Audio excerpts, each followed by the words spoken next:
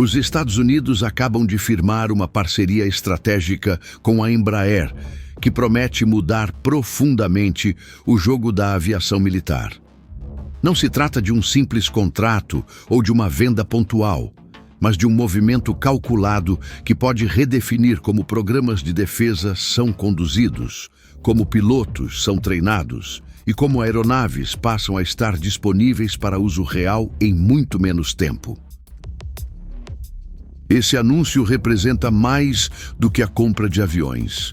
É uma reconfiguração da lógica de prontidão operacional, de cooperação industrial e de integração entre forças de dois países que, embora possuam trajetórias diferentes na indústria aeronáutica, encontram agora um ponto de convergência com impacto global. O coração dessa parceria é o A-29 Super Tucano, uma aeronave turbohélice projetada pela Embraer no Brasil, mas já conhecida em diferentes cenários internacionais. A novidade não está apenas no avião em si, que já provou sua utilidade em missões de combate e treinamento em diversos países, mas no modelo escolhido pelos Estados Unidos para incorporá-lo à sua estratégia. Ao contrário do processo tradicional de vendas militares ao exterior, conhecido pela sigla FMS e marcado por longos trâmites burocráticos, a operação atual coloca aeronaves prontas em solo norte-americano antes mesmo da conclusão do processo formal. Isso significa que assim que o contrato principal for assinado, o treinamento poderá começar imediatamente, encurtando em até 1 ano o tempo necessário para que unidades atinjam sua capacidade operacional inicial. Em termos práticos, essa economia de tempo representa maior prontidão, mais pilotos treinados e menos lacunas entre a assinatura de contratos e a execução de missões reais. A produção do Super Tucano em território norte-americano, especificamente em Jacksonville, na Flórida, é peça-chave nesse arranjo. A Embraer, em parceria com a Sierra Nevada Corporation, já mantém ali uma linha de montagem há mais de uma década, que entregou quase 50 aeronaves a diferentes forças via contratos intermediados pelos Estados Unidos. O novo acordo, no entanto, reforça a relevância dessa presença, ampliando a percepção de que a aeronave não é apenas um produto brasileiro, mas também um bem fabricado dentro da própria indústria americana. Essa característica tem um peso político imenso em Washington, onde constantemente se discute a importância de reduzir dependências externas e manter empregos industriais qualificados. Montar o avião nos Estados Unidos neutraliza críticas de setores mais protecionistas e coloca a Embraer em um patamar privilegiado dentro do ecossistema de defesa norte-americano. Há também um fator econômico importante. Linhas de montagem não podem parar sem que se perca expertise, e mão de obra altamente especializada em aeronaves de defesa não é facilmente recuperada. Ao manter a cadência produtiva, a Embraer garante não apenas entregas regulares, mas também preserva um capital humano valioso que se torna parte da engrenagem da defesa americana. Para os Estados Unidos, isso é estratégico, pois além de gerar empregos locais, assegura que a cadeia de suprimentos esteja pronta para atender a futuras demandas sem depender de importações que poderiam sofrer atrasos logísticos, tarifários ou políticos. A lógica por trás dessa parceria vai além da indústria. A grande pergunta que surge é: por que um país com alguns dos caças mais avançados do mundo precisa de um turbohélice? A resposta está no tipo de missão que o Super Tucano desempenha. Ele não pretende competir com jatos furtivos de quinta geração, mas sim ocupar um espaço específico, cada vez mais valorizado. O das missões de ataque leve, vigilância persistente, treinamento tático e operações em ambientes austeros. Em muitos casos, não faz sentido gastar dezenas de milhares de dólares por hora de voo em um caça supersônico, quando uma plataforma mais simples pode executar a tarefa com igual eficácia e custo muito menor. O Super Tucano decola de pistas curtas e pouco preparadas. Opera em temperaturas extremas e carrega sensores de última geração, que permitem identificar alvos com precisão, designá-los com laser e compartilhar informações em tempo real com redes de comando e controle. Ele é, em essência, uma solução pragmática para desafios operacionais do século XXI. Exemplos de uso prático não faltam. O A-29 acumula mais de 600 mil horas de voo em combate em diferentes regiões do mundo. No Afeganistão, desempenhou papel central em missões de contra-insurgência, oferecendo às forças locais uma ferramenta de ataque eficaz contra grupos armados irregulares. Na Colômbia, foi empregado em operações contra cartéis e organizações criminosas em áreas de selva, onde sua capacidade de voar baixo, permanecer muito tempo sobre a região e atacar com precisão fez toda a diferença.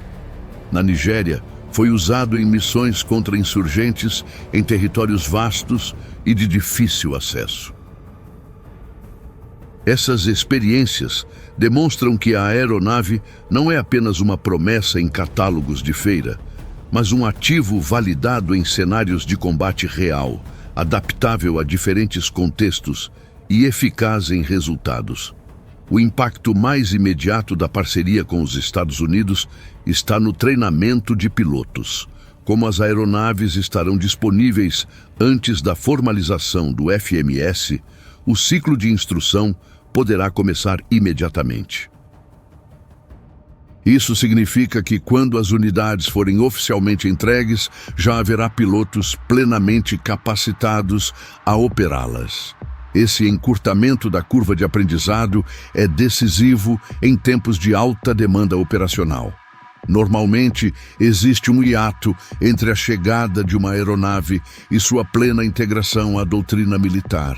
Pilotos precisam se adaptar, instrutores precisam acumular experiência e só então o avião passa a ser empregado em missões reais. Ao antecipar essa etapa, a parceria reduz esse hiato e coloca tripulações em condições de operar muito mais rapidamente. Para comandantes, isso se traduz em mais opções de planejamento, maior flexibilidade e menor dependência de cronogramas rígidos. A forma como o anúncio foi feito também merece atenção. A divulgação ocorreu durante a Air, Space and Cyber Conference, em Maryland, um dos principais eventos ligados à Força Aérea Norte-Americana. Não se tratou, portanto, de uma coletiva isolada ou de uma nota discreta de mercado, mas de uma apresentação em um palco institucional de alto perfil. Essa escolha não é casual.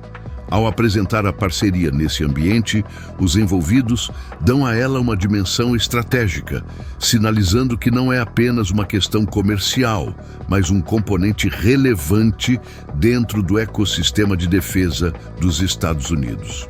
Do ponto de vista da Embraer, os ganhos são enormes. Inserir-se no mercado de defesa norte-americano não é tarefa fácil. Trata-se de um ambiente fechado, dominado por gigantes como Lockheed Martin, Boeing e Northrop Grumman, e no qual concorrentes estrangeiros raramente conseguem espaço. Ter o A-29 montado nos Estados Unidos, validado por clientes locais e integrado em programas de treinamento é, portanto, uma vitória simbólica e estratégica. Além disso, abre portas para outras plataformas. O KC-390 Millennium, avião de transporte militar desenvolvido pela Embraer, já atrai interesse internacional e a credibilidade conquistada com o A-29 pode aumentar as chances de novos contratos. O fato de a Embraer ter uma base produtiva sólida em solo americano transmite confiança a potenciais clientes e diferencia a empresa em relação a concorrentes internacionais. Outro ponto a considerar é o ressurgimento da demanda por aeronaves de ataque leve. Nos últimos anos, a necessidade de plataformas com custos mais baixos, capazes de executar missões persistentes de vigilância, interdição e apoio aéreo, voltou à cena com força. Grupos insurgentes, redes criminosas transnacionais e até drones hostis de baixo custo exigem respostas diferentes daquelas oferecidas por caças supersônicos. Em vez de investir em horas de voo caríssimas, muitas forças têm buscado alternativas mais econômicas e versáteis. O Super Tucano se encaixa perfeitamente nessa lógica, oferecendo não apenas custo-efetividade, mas também interoperabilidade com doutrinas ocidentais modernas, algo essencial para parceiros dos Estados Unidos. É verdade que ainda restam etapas burocráticas pela frente. O processo de FMS precisa passar pelo crivo do Departamento de Estado e do Congresso, além de cumprir todos os requisitos de exportação e segurança. Esse trâmite pode levar meses, dependendo do pacote envolvido, que inclui não apenas as aeronaves, mas também suporte logístico, peças, treinamento e, em alguns casos, transferência de tecnologia sensível. No entanto, o fato de já haver aviões disponíveis em solo americano muda completamente a equação. Quando a aprovação final for concedida, não haverá espera pela produção, apenas a transição imediata para o uso operacional. As próximas etapas da parceria trarão respostas a algumas perguntas cruciais. Quem será o cliente final do programa de vendas militares? Onde ocorrerá o treinamento principal? Em bases americanas, no país comprador ou em ambos? Haverá expansão da linha de produção, caso novos pedidos sejam feitos? Essas respostas indicarão se estamos diante de um caso isolado ou do primeiro passo de uma presença industrial ainda mais robusta da Embraer nos Estados Unidos. O efeito mais amplo desse movimento pode, de fato, mudar o jogo da aviação.